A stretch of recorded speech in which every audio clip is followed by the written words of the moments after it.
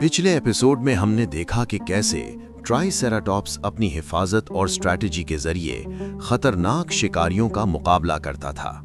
लेकिन डायनासोर की दुनिया में ताकत और हिफाजत के बाद अब बारी आती है दिमाग और तेजी की। और जब बात इंटेलिजेंस की होती है तो एक ही नाम उभर कर आता है, वेलोसिरैप्टर।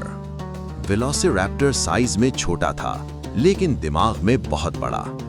ये डायनासोर अकेला नहीं, अक्सर ग्रुप या पैक में शिकार करता था। इसकी सबसे खतरनाक चीज इसकी स्पीड और प्लानिंग थी। वेलोसिरैप्टर शिकार पर सीधा हमला नहीं करता था, बल्कि पहले उसे घेर लेता था। इसके पांव में एक तेज और मुड़ी हुई क्लॉ होती थी, जो शिकार को जख्मी करने के लिए इस्तेमाल होती।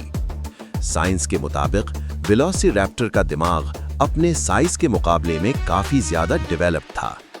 ये डायनासोर देखकर सीखता था, गलतियों से सबक लेता था और हर शिकार के साथ और ज्यादा होशियार होता जाता था।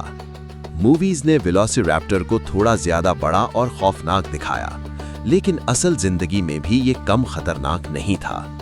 वेलोसिरैप्टर हमें ये बताता है कि सर्वाइवल सिर्फ ताकत का नाम नहीं, बल्कि सोच, प्लानिंग और टीम वर्क का भी खेल है। अगले एपिसोड में हम जानेंगे उस डायनासोर के बारे में जो अपनी लंबी गर्दन और अजीम जिसामत की वजह से मशहूर था। वक्त चलता रहेगा, कहानी बढ़ती रहेगी। This is the timeline.